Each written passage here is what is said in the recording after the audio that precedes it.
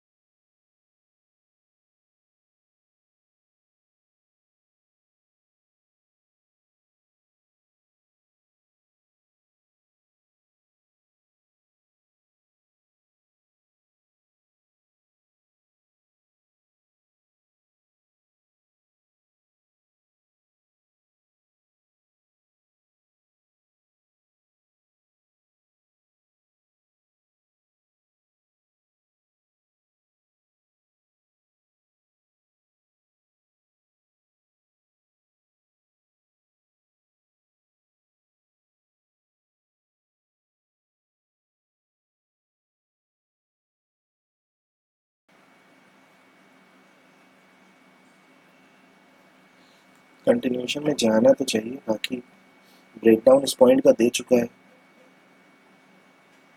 देखते हैं किस तरह का बिहेवियर इसका रहता है आजकल। एक बार एटलीस्ट बैंक निफ्टी को इसका ब्रेकडाउन करना चाहिए, लेकिन हम इससे रेफरेंस नहीं ले सकते, इससे रेफरेंस लेना बेकार है। अगर इस पे काम कर रहे हैं तो इसी को देखना पड़ेगा।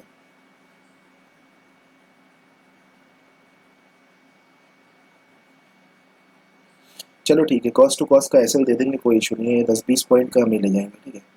या तो इसको इस वाले हाई को ब्रेक करे तो हम जो करेंगे, क्योंकि नहीं कर सकते यार, 10-20 पॉइंट का क्या ले, इससे बढ़िया हम कॉस्ट टू कॉस्ट पे लगा दिया, अगर वो एसएल हिट हो जाता तो हिट हो जाए, कोई इशू नहीं।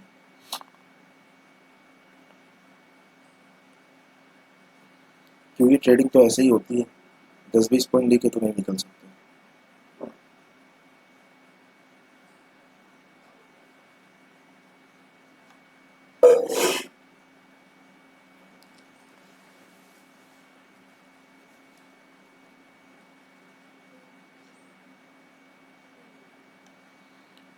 इसको जाना होगा चला जाएगा, क्योंकि जो यहाँ पे बाई करके आए थे वो उतने में निकल गए होंगे, अगर तब भी नहीं निकल रहे होंगे तो फिर ये नीचे जाने के लिए, मतलब ये ऊपर जाने के लिए काम कर रहा है, क्योंकि नीचे जाना है इसको, ये मैं मान के चल रहा हूँ, जिन्होंने यहाँ पे सेल किया है उसको निकालने के लिए मार्केट ऐसा कर रहा है।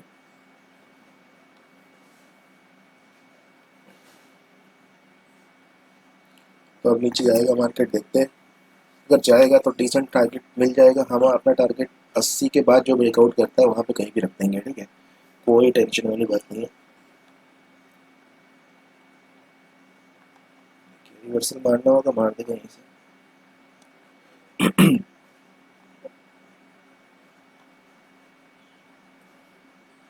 हमारी पोजीशन में इस समय कितने का प्रॉफिट है, 45 पॉइंट का, तो सही जगह पे ऐसे रख रखा है, यहाँ से कंटिन्यूशन में जाना चाहिए, अगर चला गया तो अच्छा है।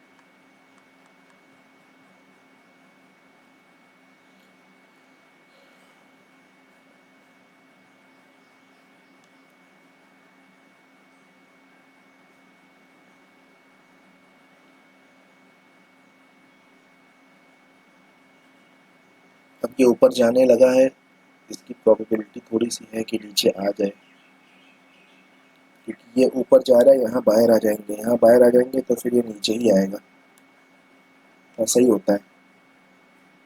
इसको देख के यहाँ पे बाहर आ रहे हैं तो ये नीचे ही जाएगा, ठीक है, लेकिन इसका मतलब ये नहीं कि बहुत देर तक नीचे जाएगा।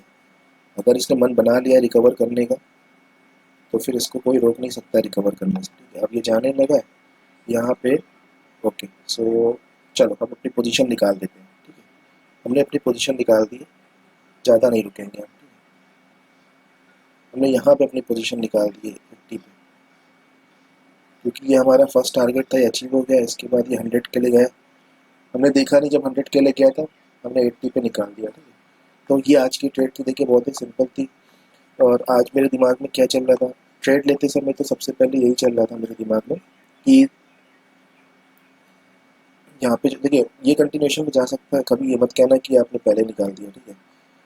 ये ऑप्शन का प्रीमियम है, ये जो मोमेंटम आया है, जितना बढ़ना था यहाँ बढ़ गया, अब इसको और ज़्यादा सस्टेन करना पड़ेगा बढ़ने के लिए, ठीक है। तो इसलिए जो बुक किया है बहुत अच्छा है। हम यहाँ बात कर लेते हैं क्या सोच रहे थे, यहाँ पे सोच रहे थे, यहाँ पे थोड़ा सा डाउट होने लगा था, डाउट नहीं उसे कहेंगे कि यहाँ से मार्केट वापस आ रहा था, तो थोड़ा सा वो चीज़ कर रही थी इशू, ठीक है, तो वो नहीं होना चाहिए था। तो वहीं पे हमने अपने आप को संभाला, अपनी पोजीशन नहीं निकाली, कॉस्ट टू कॉस्ट पे ऐसे लगा दिया था, तो वहाँ से कोई परेशानी होनी नहीं चाहिए, ठीक है। उसके बाद मार्केट ने किया जो किया, क्योंकि अगर यहाँ से वापस जाता तो हम एसएल दे देते और कुछ नहीं कर सकते, लेकिन मार्केट ने यहाँ डिसाइड किया नीचे जाने का, और वो भी यहाँ से मार्केट कैसे नीचे क्या पता है, क्योंकि ये ऊपर रिकवरी करने लगा था, अगर ये नीचे गिरता तो फिर हमारा एसएल चला जाता, ठीक है, इसलिए रिकवरी करने लगा था, तो ये फिर जो है इसने जो है सबको ट्रैप कर दिया बाहर, उसके बाद कंटिन्यूशन में चला गया, ठीक है, बहुत ही सिंपल है ये। तो अभी यहाँ का लॉजिक था कि हमारे दिमाग में ये लगा था, ओवरऑल लॉजिक क्या है, ओवरऑल लॉजिक मैंने ट्रेड का आपको बता दिया था, यहाँ पे जो बायर है, यहाँ पे जो बायर है उनको हमें टारगेट करना था, अब मार्केट ने ऑलरेडी निकाल दिया, ठीक है। अब एक साइड नेगेटिव सेंटीमेंट भी चल रहा है मार्केट में, लेकिन हम चलो उसको नहीं देखते हैं, उसके हिसाब से तो बहुत कम मार्केट जो है गैप डाउन हुआ, कम से कम ये आज 1200-1400 होता तो ही जस्टिस होता गैप डाउन, ठीक है। तो वो गैप डाउन भी इसे गिर के अब ये पूरा करेगा, ठीक है, तो उनको ट्रैप करेगा। और नया चार्ट बन गया था। यहाँ के बायर तो थे नहीं, जो लॉन्ग टर्म वाली पोजीशन वाले थे उनको जो है वही वाले बायर थे।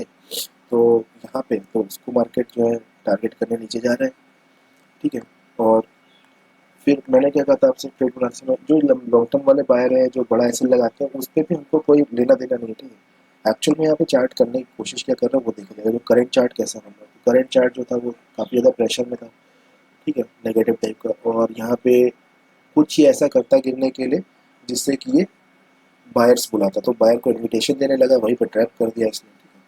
तो उसके बाद इस तरह से मार्केट जो है नीचे गया आज। यही ट्रेड का लॉजिक था, बहुत ही सिंपल था। तो आज के स्ट्रेट में इतना ही। आई होप कि आपको समझ में आया होगा। मैं मिलता हूँ नेक्स्ट वीडियो, तब तक के लिए जय हिंद।